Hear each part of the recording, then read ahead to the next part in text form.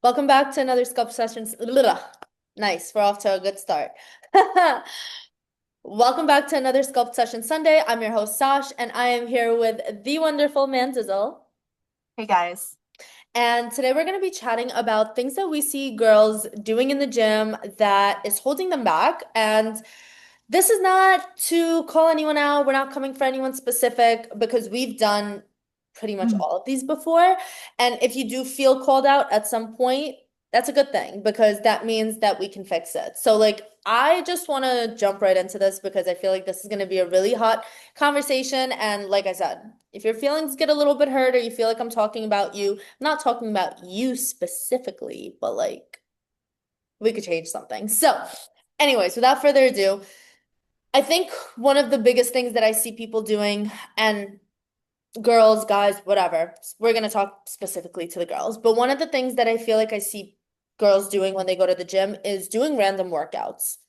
You go to the gym one day and you do certain exercises for your glutes because that's what you want to do. Then you go another day, you do different exercises. Then you go on your TikTok, you see that this girl is doing this, so now you start doing that. And there's no actual structure. Like there isn't a legitimate split. Like maybe you have lower body days, upper body days, lower body days, upper body days, but there's no structure behind why you're doing the exercise, the order that you're doing it in, doing the same exercises. You're just picking random things because this is what you're seeing on the internet, and then you're wondering why it doesn't stick.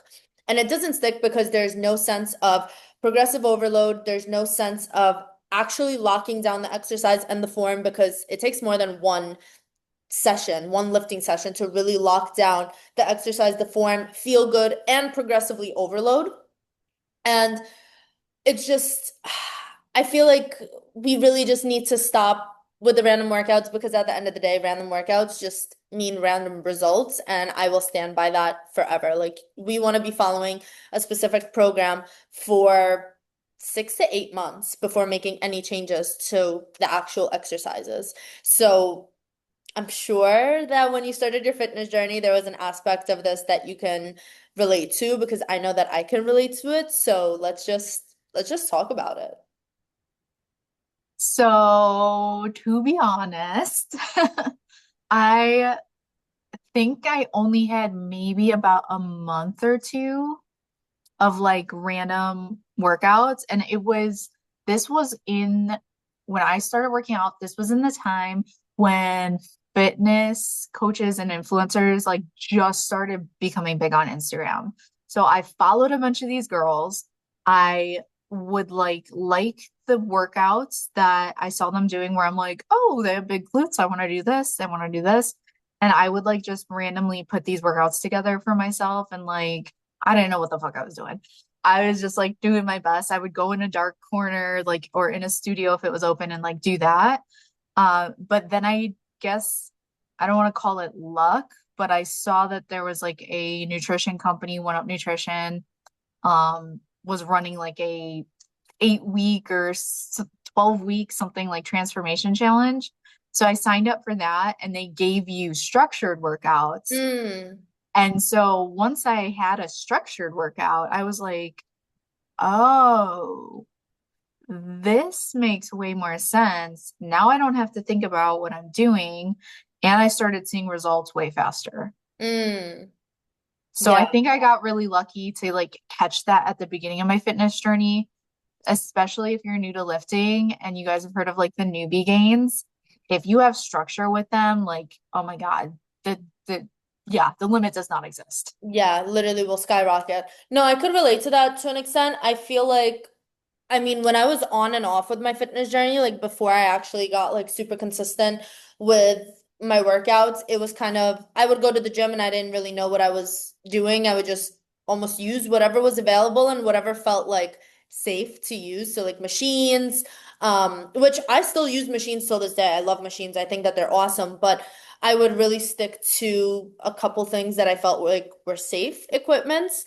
And I didn't know how I was rotating them and kind of just like use them however. And when I started, I think it was also about 2 to 3 months of going to the gym and doing like super random workouts. I remember I started losing track of what exercises I did when and just how like at this point I was trying to progress in the weights and like trying to get better and trying to not only work out glutes, which is going to be another thing that we jump into, but I remember opening up, I had an iPad with like one of those pens Uh-huh. and I opened up my notes and I created my own split where it was like legs, these are the exercises, how many reps, how many sets.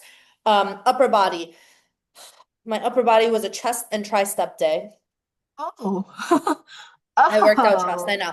Nothing against working out chest, but it is I I worked out chest because I thought it was gonna grow me boobs. It didn't. I just needed to get a breast augmentation and I did. Um, and then that's kind of how I split it up and I ended up following that until moving down here. And then when I moved to Florida, I made some changes just because I had cooler equipment. I started feeling a little bit more confident in the gym. I was going to a better gym. I was seeing like what the good-looking girls were using and doing. And then about half a year after that, it was getting a little bit random, but not really. Like it was intentional, but if I wanted to throw in a random workout, I would. I wouldn't stop myself. But then when I got a coach and it was like, hey, you're following these exercises, you're doing the split, like similar to that structure that you received from the program, I was like, oh, okay, like this is what I'm supposed to do. I'm supposed to follow the same workouts and actually focus on progressing with the weight. And then there was the aspect of learning how to not ego lift and not only progressing with the weight, but having a good form also. And I feel like that's a good segue into the training with intention because I believe that there's a very different path of results when you're working out versus when you're training. Mm-hmm. And Oh. training is like having that plan, having the form, having the cues, having the mind muscle connection. I could not understand for the life of me what mind muscle connection meant until I dropped all the weight that I was using and essentially started back, Mm-hmm. like Yeah. re-scratched. I had a baby come to Jesus moment like that too myself. And it's humbling. It's really humbling. And that's something again, we're not calling anyone out, but I do see girls in the gym and guys too. But again, we guys are on their own path. That's for them to figure out. We're here to Yeah, help the seriously, girly figure it pops out. figure it out. They're probably not even gonna listen anyway because like egos, but whatever. So I will see sometimes women not necessarily having bad form, but like I see them, and because I am also a trainer, I see that they like don't really have that confidence in their form. And Yeah. then they're not really maximizing the movement. So I can like walk in a gym, see that, and be like, okay, I know that person might need a little bit of help. But then as personal trainers, like, we took the exam and they're like, hey, you can't just like go up to people Yeah, and yeah, like you have yeah. to wait for them to ask you. So just know, any ladies listening, if you are uncertain about like how you're lifting in the gym and you see someone and you know they're a trainer or you know that they have good form and they know what they're doing with their form, please don't be afraid to ask because Yeah. like 9 times out of 10, most other women are so flattered and like we want to help people. Like it is an honor. Like when somebody Yeah. asks me for that, I'm like, oh my God, you just made my whole day. Like, look at Seriously, no, I can so relate to that. Mhm. I can so And then we relate. can give you cues so that you can find that mind muscle connection because it is so hard when you're first starting out. You're like, what the heck does that even mean? Yeah.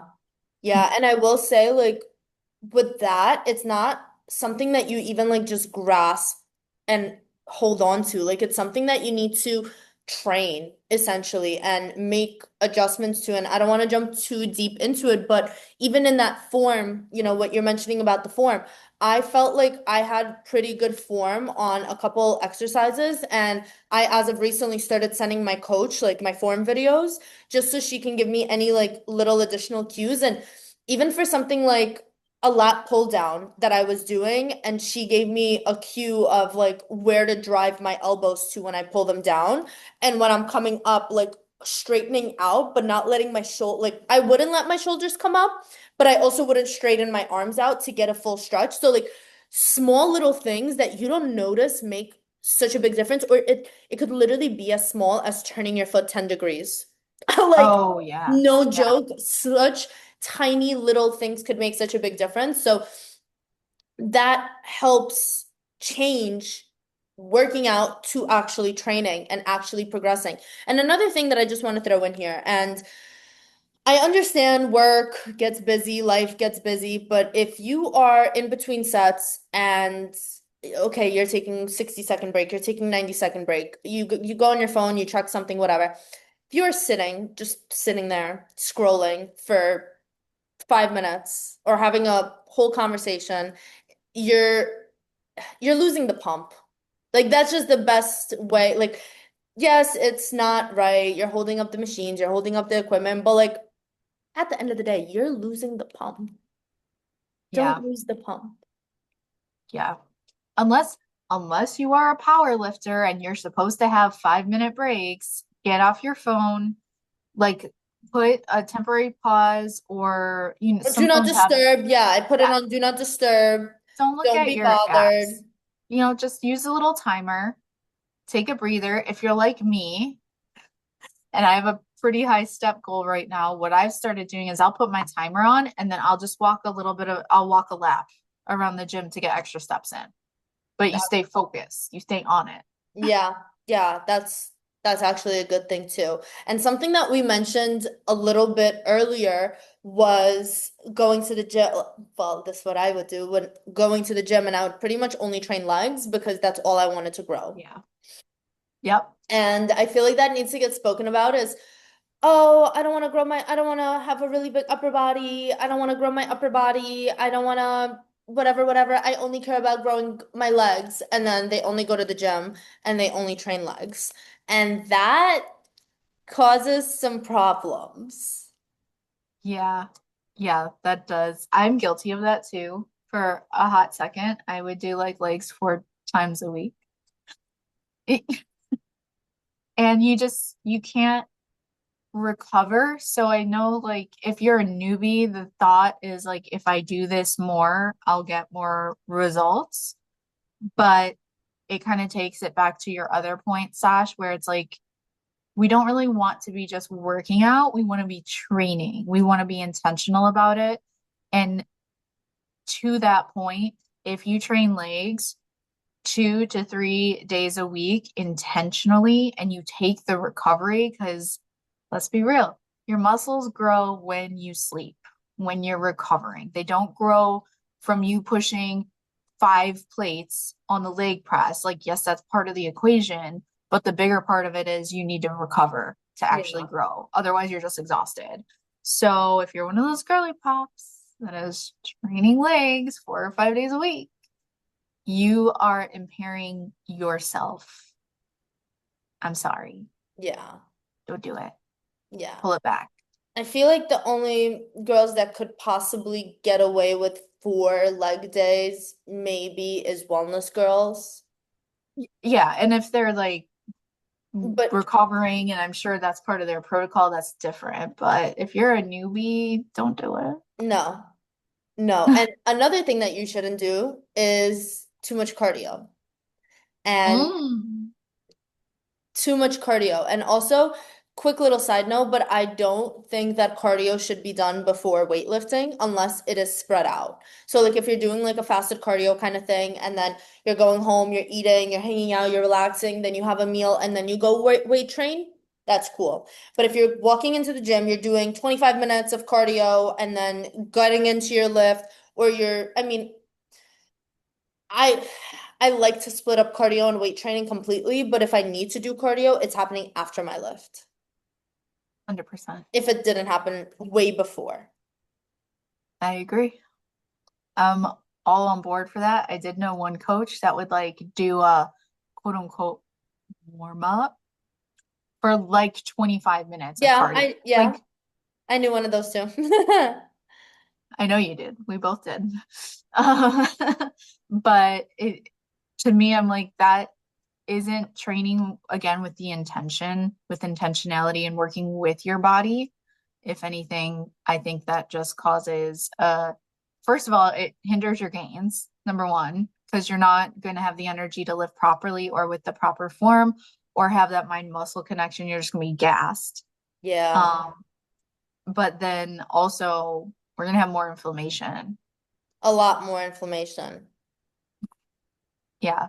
So I'm with you. I would do cardio after or break it up. Yeah. And pairing that overdoing the cardio with potentially under eating. And like I know that the eating portion is not necessarily like at the gym, but avoiding the food structure is like a huge thing that I believe is holding people back. And when I say food structure, I'm not just talking about like meal timing and what time you should be eating, which is a huge thing. Like one rice cake is not doing it as a pre-workout meal. Like we need a lot more food than that as a pre-workout meal. Eating your post-workout meal 3 hours post-workout is not doing it. Not having like good meal structure is not doing it. Eating clean but not knowing how much you're actually eating because, well, I eat protein and I just don't want to weigh my food because that's restrictive. That's not doing it. Like you can be pushing as much weight as you're pushing in the gym, but if your food is not in line, you are nowhere near your nowhere near your potential when it comes to training Mm-mm. or your progress or your results. Yeah. I will say that is one thing after I did that like fitness challenge and I saw the benefits from having a structured workout. They also provided like a very kind of like vague meal plan outline, which I didn't really follow, but they gave, which kind of shame on them now looking back, but at the time I didn't know better. They were like, if you're a woman doing this plan, aim for this amount of calories. Uh, Hmm. it was low. I'll say that. I'm not going to say what it was, but it was low. Yeah. And if you're a man, aim for this amount. So I did start tracking my food and trying to hit the amount of calories and stuff that they suggested. And you really get so much farther with your physique and with your progress tracking both workouts and food. Even if like you're not at a place to get meal timing down yet, if you even just track your food and know what you're eating and how much, your results are going to skyrocket. Yeah. And I want to piggyback off of what you said about the calories. This might be a hot take, but I don't give a shit about calories. I care about macros. Hmm. And I know you could relate to that. And I'm more than positive that they gave calories, not macros. And the best perspective that I can put this in, and like the best way that I can explain this to anyone who doesn't really understand the difference between calories and macros, is you can be eating 1,600 calories, for example, which is relatively low. You could be eating 1,600 calories, and out of those 1,600 calories, getting in 50 grams of protein Hmm. and 100 grams of fat. And I don't know how many grams of carbs that would be. But you could also be eating 1,600 calories and getting in 120 grams of protein, which is going to be completely different physique. So, like, calorie intake is not as important, I don't believe, as macro intake. And if we focus on the calories, or my favorite is when people look at the back of something, oh, it's only 200 calories. Yeah, it's 200 calories with 16 grams of fat and 2 grams of protein and 20 something grams of carbs. Like, but it's only 200 calories. So focusing more on macros, like I don't even look at the number of calories on something, but I look at the macros of something. And of course, the ingredient list because now I'm crazy. But We're that not crazy. We're informed. we're in, we're informed, crazily informed. We have I high like standards. exactly. I like it. I like it. And like those high standards are something that you should be holding yourself up to when you're on your fitness journey when you're wanting to progress because at the end of the day the time is going to pass anyways and you can either spend that time lying to yourself and BSing yourself and comparing yourself to other people, which is probably one of the biggest points here is people go into the gym and they are comparing themselves to other people that they see who might look better or are using certain equipment and they're like, "Oh, I need to be doing that," or doing certain cardio and they're like, "Oh, I need to be doing that so I can look like this or so I can look like that." And if we had just spent a quarter of the time that we spend slacking on ourselves, paying attention to other people, comparing ourselves to other people, compare focusing on ourselves, we would be getting a whole lot further. And still till this day, I have my moments when I see Laura Lee training in the gym and I'm like, those glutes, those glutes. I'm like, she looks so good. But it's not. now it's not in like this negative way where I'm like, oh, I might as well just not even do this because I would never look like her. It's now it's in a motivating way where it's like, wow, that's an amazing goal. That's an amazing thing to work towards. So like comparison, really remembering that it is what you make it out to be because like we lightly spoke about before hopping on this podcast, like you never know what someone is experiencing or what someone is going through or what someone is doing for you to be comparing yourself to them. And I heard this quote that says comparison is only the theft of joy if you're not doing the fucking thing. And we can all have moments where we look at someone and we're like, oh my God, they look so good and this and that, and then go on about our day. Like that's not a problem. But it's when you start, almost like sulking on it. Like start feeling bad about where you're at because of where someone else is. And it's, well, are you doing what you should be doing? If yes, then don't worry, you'll get there. If no, then we got to change something. Reel it in. Yeah. Focus on you. Yeah. Yeah, I agree. I mean, before this podcast, Sasha and I were talking about an instance where I was kind of being a little vulnerable and saying like that I in my head made up a scenario. Basically, the gym I go to is a lot of bodybuilders and seeing someone there and I'm like, man, this girl pushes like crazy weight and she's probably looking at me and being like, oh my God, you're a competitor and that's what you're doing. And meanwhile, I've been doing PT. So I'm not anywhere near where like my baseline is. So I checked myself, and just for anyone else that needs to hear about it, if you go into the gym and you're looking at what other people are doing, and I know better, this is just a reminder, stay in your own lane and focus on yourself because none of those people know that I'm doing PT. And I also honestly don't really care what they think because I'm getting a good lift. I just told Sash my PT had me sore for 4 days. I Yeah. know I'm working. Yeah. So as long as you know you're doing what you got to do, that's all that matters. Agreed. Agreed. I mean, that is, I feel like such a wonderful place to wrap up. And again, what we said in the beginning, I want to say right now, if you saw yourself in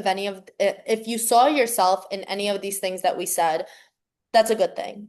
We're not calling you out. We're just trying to shine some light and spread some awareness because having awareness is the first step to making a change. And just remember that you don't always need to be doing more. You just sometimes need to do better.